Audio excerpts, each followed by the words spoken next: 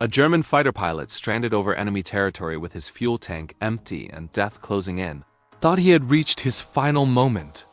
But instead of bullets, instead of flames, instead of vengeance, a lone American P-51 Mustang pulled up beside him, and what happened next would become one of the most extraordinary acts of honor in wartime history. The winter sky over northern Europe hung like a sheet of dull steel, stretching endlessly above a world torn apart by war. The sun struggled to break through the thick clouds, casting faint streaks of pale gold across the horizon. High above the frozen landscape, where the air bit like knives and engines screamed louder than the wind, a single German Messerschmitt Bf-109 sliced through the cold morning air. Inside the cockpit sat Franz Stigler, a seasoned Luftwaffe fighter pilot whose face bore the quiet exhaustion that only years of combat could carve. His gloved hands rested on the controls with practiced precision, but behind the calm exterior lay a storm of doubt and weariness. The war had dragged on far longer than anyone expected.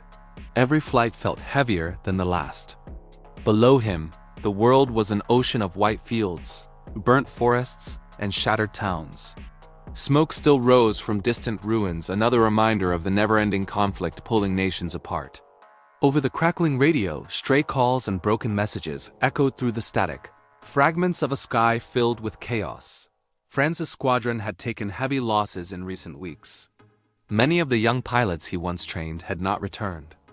The empty seats in the briefing room weighed on him more heavily than any medal pinned to his chest. Today's mission had begun like many others: intercept enemy bombers before they could reach German industrial sites. But as the formation climbed through the clouds, the fight scattered them like leaves in a storm. Now Franz flew alone, isolated in the freezing air, the thrum of his engine the only companion he had left. A quick glance at his instrument panel made his stomach tighten. His fuel gauge hovered dangerously near its lower edge, far lower than what any pilot wanted to see this deep in hostile skies.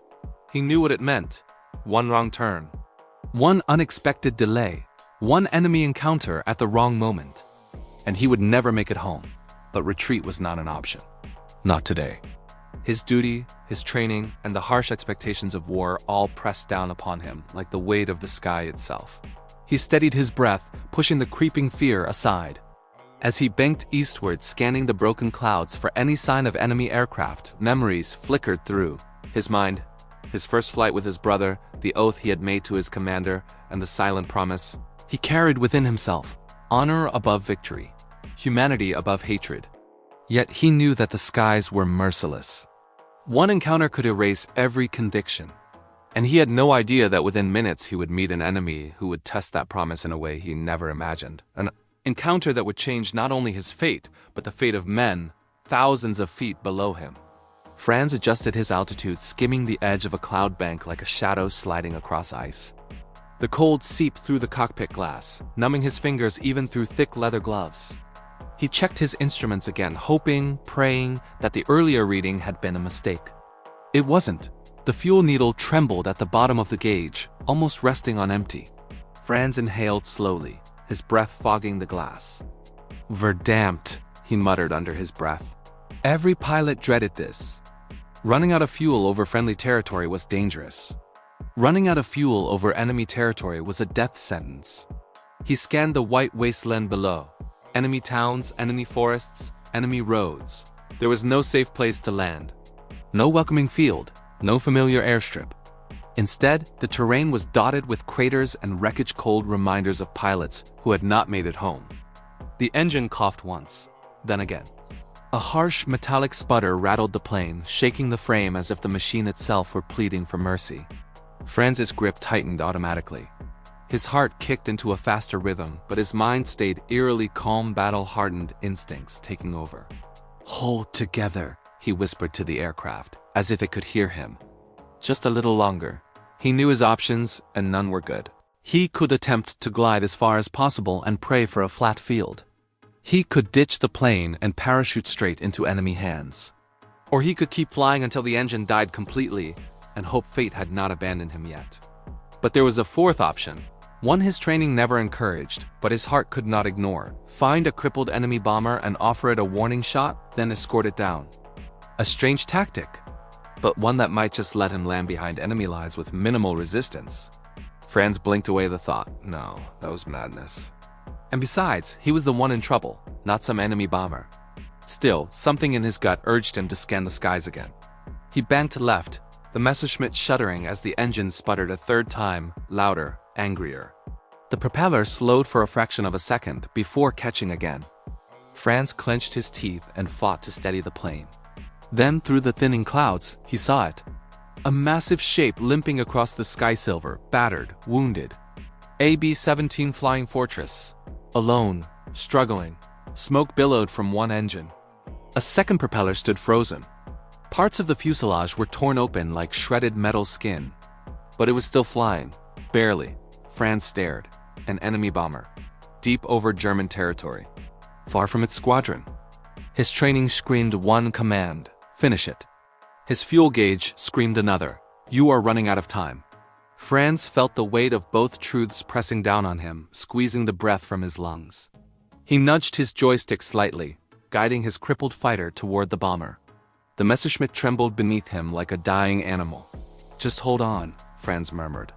He was nearly out of fuel. The bomber was barely holding itself in the air. Two desperate enemies drifting toward each other in a sky cold enough to swallow them both. And neither pilot had any idea that this moment was about to become one of the most extraordinary encounters in the history of aerial warfare. Franz guided his faltering Messerschmitt toward the wounded shape ahead, each movement slow and deliberate. His engine growled unevenly beneath him, the propellers fighting against the thin winter air as if willing themselves not to stop. The sky around him was eerily quiet, broken only by the distant rumble of the bomber's failing engines. As he closed the distance, the details sharpened. The B-17 looked like it had crawled out of hell. One entire side was shredded open, jagged metal twisted backward. The tail section was half destroyed. Bullet holes covered the fuselage like a swarm of black scars. The bomber's rear gunner compartment was blown apart, nothing remained but a torn frame. Glass from the nose cone had shattered, leaving the cockpit exposed to the freezing wind. Franz felt a tightness in his chest. No plane should still be flying in that condition. He approached cautiously, keeping his fighter steady as he drifted along the bomber's right side. He could see movement inside shadows shifting behind cracked windows. Wounded men. Exhausted men. Young men. His enemies. Franz moved closer until he could see the pilot clearly. A young American with haunted eyes and a jaw clenched in fierce determination. Blood streaked the side of his face. His oxygen mask hung broken at his neck. He kept one hand on the controls while the other pressed against the frame to steady himself. The pilot turned his head. Their eyes met. Franz froze. In that single, silent moment, Franz wasn't looking at an enemy. He was looking at a boy who had seen death circle him for hours. A boy trying to get his crew home. A boy who had no idea that the German fighter pulling up beside him was nearly out of fuel and could end his life with a single burst of gunfire. Inside the B-17, panic erupted. The remaining gunners tried to aim their battered turrets, but most were jammed or destroyed. One gunner lifted a shaking hand in a gesture of surrender, something Franz had only seen twice in his entire career. The bomber crew thought this was the end. Franz watched them, his breath slow and steady. His finger hovered unconsciously over the trigger. One burst. 1 second, and the bomber would fall from the sky. That was his duty. But another thought pierced through the cold fear in his mind. What honor is there in killing men who can no longer fight? His training had taught him to destroy the enemy. His commander had taught him something more important. If I ever hear of you shooting at a man in a parachute, I will shoot you myself. Honor, even in war. Franz eased his grip on the trigger. He studied the American pilot again. The young man stared back confused, terrified, and yet somehow still hopeful. The Messerschmitt trembled violently as the engine sputtered again, warning him that time was running out. But Franz didn't pull away. He edged closer, so close he could see the frost clinging to the bomber's bullet-riddled metal. So close he could see the American pilot whisper something, maybe a prayer, maybe a goodbye. Franz shook his head slowly. No. He raised his hand and pointed forward, motioning the pilot to continue flying. The American's eyes widened. Franz gestured again, more firmly. Fly. Keep going. He wasn't here to kill them. He was here to save them. The American stared in disbelief, unsure if he was witnessing mercy or a trap. Franz held his gaze, unblinking. And in that frozen moment, two men on opposite sides of a brutal war understood each other with perfect clarity. Neither wanted another death today. For a few seconds, the sky stood still. Snow-dusted clouds drifted beneath them as the crippled bomber limped forward, and the Messerschmitt glided beside it, close enough for the two aircraft to cast a single distorted shadow on the frozen earth below. Inside the B-17, disbelief rippled through the crew. The American pilot, Charlie Brown, kept glancing sideways at the German fighter. His hands trembled on the controls. His mind raced with questions he could not afford to ask aloud. Why wasn't the German firing? Why was he signaling them forward? What game was this? His co-pilot, barely conscious, whispered hoarsely, "Is he helping us?" Charlie didn't answer. He didn't know. But something inside him, something beyond training, beyond fear, told him to trust the impossible. Slowly, he steadied the bomber, keeping it level despite the engine failures, the shredded tail, and the bleeding crew. Every second felt like an hour. Outside, Franz flew with one eye on the bomber and one eye on the horizon. Below them lay German anti-aircraft batteries, deadly disciplined and ready to fire at the first sign of an enemy plane. If Charlie crossed their range alone, he would be torn apart in seconds. Franz knew this. He knew exactly what the AA gunners were trained to do. And he knew what they would do to him if they saw him escorting an enemy bomber. The Messerschmitt pilot was risking a court-martial, possibly execution. But he did not waver. He pulled his plane closer to the bomber, so close the two aircraft nearly touched wings. To the gunners below, they would appear as a single friendly formation. A German fighter guiding a captured bomber home. Franz raised his hand once more, signaling Charlie. "Stay with me. Do not drift. Do not break formation." Charlie stared at the German pilot, stunned. The man who should have been finishing him was instead protecting him. As they descended toward the edge of the German coast, Franz's mind raced. His fuel was nearly gone. The needle trembled on empty. Any moment now, his engine could die completely. But he stayed beside the B-17, unwavering. Inside the bomber, the crew watched with a mixture of gratitude and disbelief. Some wept quietly. One wounded gunner tried to lift his hand to salute, managing only halfway before his strength faded. Franz saw it. His eyes softened. He held his position until the distant glimmer of the North Sea appeared on the horizon, marking the edge of German airspace. Beyond that point, Charlie might survive. The British coast wasn't far. Maybe they could land. Maybe the wounded could be saved. Franz tapped his canopy gently to get Charlie's attention. Charlie turned, breathing hard. Franz lifted his hand in a final gesture, a small, firm salute. For a moment, Charlie forgot the war, forgot the uniforms, forgot the flags. He returned the salute with trembling fingers. Two young men, two enemies, two human beings refusing to let war devour the last pieces of their souls. Franz broke away, banking his Messerschmitt sharply. Charlie watched him disappear into the gray sky, engine coughing, the German aircraft limping toward whatever fate waited for it. For the crew of the B-17, the escort was over. For Franz, the risk had just begun. As Franz banked away from the wounded B-17, a heavy silence filled his cockpit. His Messerschmitt trembled like an exhausted animal, the engine coughing in irregular, desperate bursts. The fuel gauge was now sitting flat against the bottom line. No more trembling, no more warning. It was empty. Franz knew what that meant. He had minutes, perhaps less. The freezing air cut through the cockpit as he descended toward a stretch of forest-lined farmland. He scanned the landscape quickly, searching for anything, an open field, a flat patch of snow. Somewhere he could put the fighter down without dying in the crash. But even as he searched, he could not stop glancing back over his shoulder. The silver bomber was still visible in the distance, limping toward the North Sea like a wounded bird struggling toward safety. Franz let out a long, slow breath. They will make it. He thought they have to. His heart hammered not from fear of crashing, not from the cold, not from the danger he had just faced. It hammered because he knew exactly what he had done. He had let the enemy go. He had defied orders. He had risked his life and his honor to save men he had never met. And he would tell no one, ever. If word reached the wrong ears, if any officer learned he had escorted an enemy bomber to safety, Franz Stigler would not merely be reprimanded. He would likely be executed for treason. The Luftwaffe tolerated many things. Mercy was not one of them. The Messerschmitt sputtered again, louder this time, and Franz snapped back into the moment. He guided the plane lower, choosing a narrow clearing near a cluster of pine trees. Snow blew upward in swirling gusts as his wheels touched down on the uneven ground. The landing was brutal. The plane skidded, bounced, then lurched sideways. Franz braced hard, teeth clenched, as branches snapped and metal scraped violently against frozen earth. With a final sliding jolt, the fighter came to a stop, its engine dying with a strangled whine. Silence swallowed the world. Franz sat there for several seconds, hands still gripping the controls, chest heaving. Then he tore off his goggles, letting the freezing air sting his face as reality sank in. He was alive. He had survived the landing, and somewhere far beyond the horizon.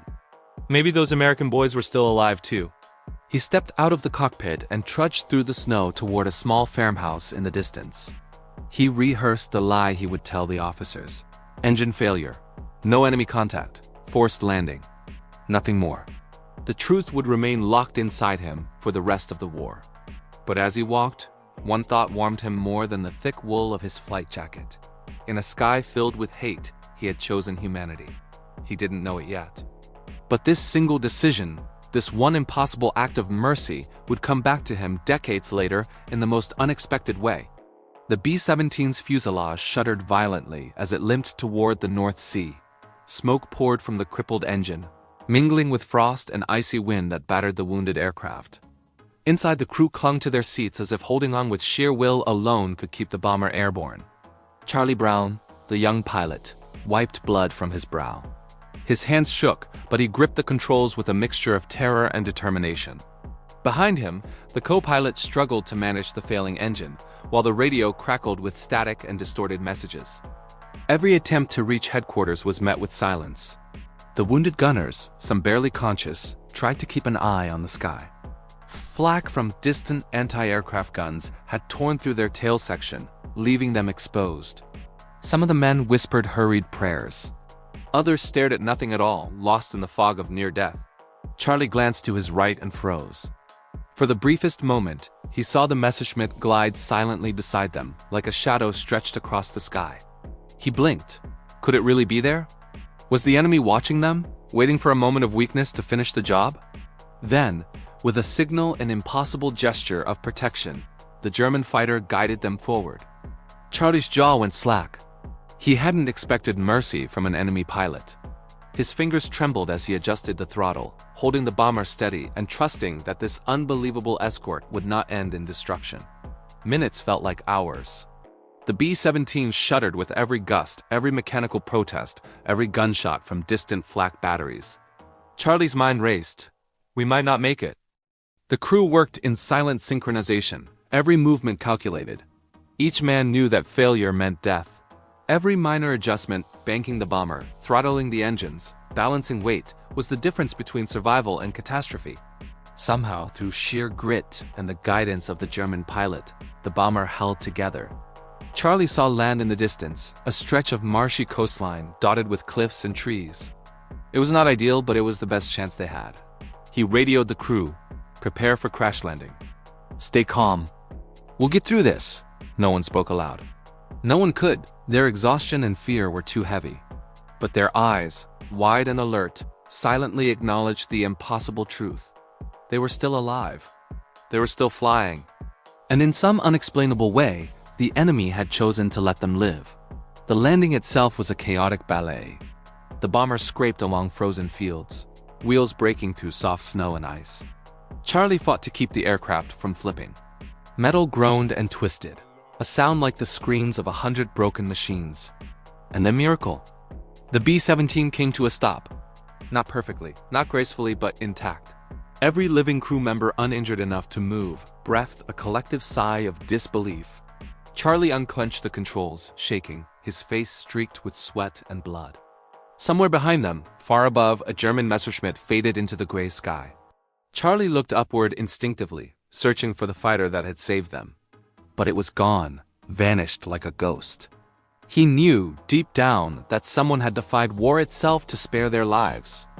That someone would haunt his thoughts for decades, an enemy pilot, whose name he did not yet know. but whose courage and honor had etched itself into his soul forever. Franz Stigler trudged through the snow toward a distant farmhouse, the weight of his nearly empty Messerschmitt and the impossible choice he had made pressing on him like lead. Each step was measured, each breath a battle against the biting winter air. He knew what awaited him if anyone discovered what he had done. By Luftwaffe standards, he had committed an act of treason. Letting the enemy live was not just disobedience, it was an affront to the honor of the German Air Force. Pilots were trained to kill, to destroy, to obey orders without question. Mercy had no place in the sky. Franz reached the farmhouse and cautiously knocked. A farmer opened the door, startled by the foreign uniform, the frozen pilot, and the battered aircraft behind him. With a nod, Franz explained his story.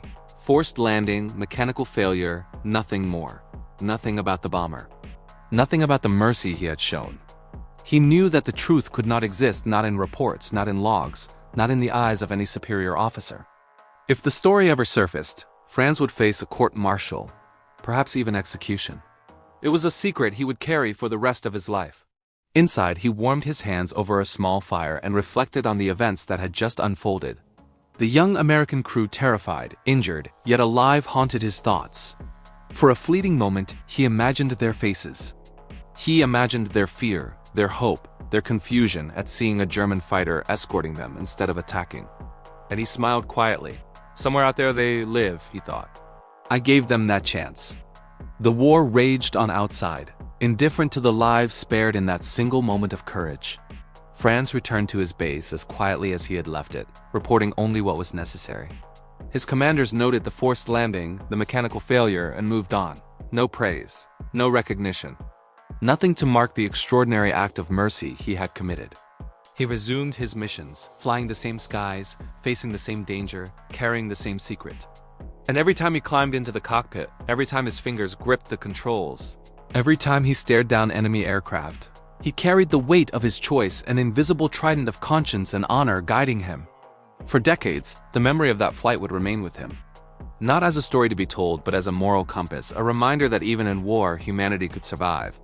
That even amidst hatred and destruction, there was room for courage, compassion, and the strength to do what was right. And somewhere far across the ocean, the American crew, unaware of the name of the man who spared them, would carry their gratitude silently, never knowing that their lives had been preserved by the very enemy they had been trained to fear. Franz Stigler's secret act of bravery remained locked in his mind, a quiet heroism invisible to the world. A single moment that proved, even in war, some choices transcend orders, nationality, and fear. And that choice would one day bring two men together decades later in a reunion neither could have imagined, proving that honor and humanity can outlast even the most brutal conflict. Decades had passed. The war that had once defined life, death, and honor in the skies of Europe was long over. Cities had rebuilt, nations had healed, and the young pilots who had flown missions in freezing air and enemy fire were now old men, their hair silvered, their bodies marked by time rather than bullets. Charlie Brown, the B-17 pilot who had survived by a miracle, had spent years wondering about the German fighter who had spared him and his crew. He had searched through veteran groups, wartime archives, and aviation clubs, placing advertisements and making inquiries wherever he could. For years, the mystery haunted him. Who was the man who had chosen mercy over duty? Who had risked his life and honor to save the enemy? Meanwhile, Franz Stigler had lived a quiet life in Germany. He never spoke of the bomber, never shared the story with anyone not his family, not his fellow pilots, not even his closest friends. The memory was too precious, too dangerous. The war had demanded silence, and he obeyed. But in quiet moments, he would stare at the sky and remember the silver bomber, the frightened young crew, and the choice that had defined his life. Then finally, a breakthrough. Through correspondence with veteran organizations and persistent searching, Charlie discovered Franz was still alive. He arranged a meeting. The two men, once enemies in the deadliest conflict of the 20th century, would finally meet. The day of the reunion arrived. In a small room filled with sunlight and the hum of quiet conversation, Charlie walked in and saw him, Franz Stigler. Time had aged him, but his eyes were the same steady, calm, resolute. For a moment neither spoke, and then recognition broke through decades of silence. Charlie's hands shook as he extended them. You saved us, he said, voice breaking. Franz nodded quietly. I had no choice, he replied simply. I would not fire on men who could not defend themselves. Tears filled Charlie's eyes. I've thought about this every day. Wondered who you were, what you looked like. And now, here you are. They embraced, two men who had once been enemies, now bound by the unbreakable thread of courage, honor, and shared humanity. The rest of the room, including family members, watched silently as the weight of decades melted away in a single moment of understanding. Franz and Charlie talked for hours.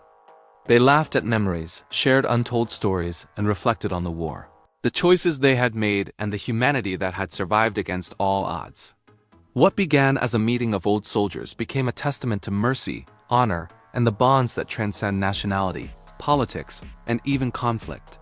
In the years that followed, they remained lifelong friends. They shared anniversaries, family gatherings, and moments of reflection on the lives that had been spared that day in the sky. Their story became legendary among veteran circles, a tale of honor that refused to bow to the cruelty of war. Through this reunion, one truth became clear. Courage is not only measured by the battles we fight, but by the lives we choose to spare. Compassion can exist in the darkest moments. And even in war, humanity can prevail. Franz Stigler and Charlie Brown, once pilot and target, now friends and witnesses to history, proved that the bravest act a man could commit was mercy in the face of violence. And that act, decades later, inspired generations to understand that sometimes, the strongest weapon is not the gun, but the heart that refuses to pull the trigger.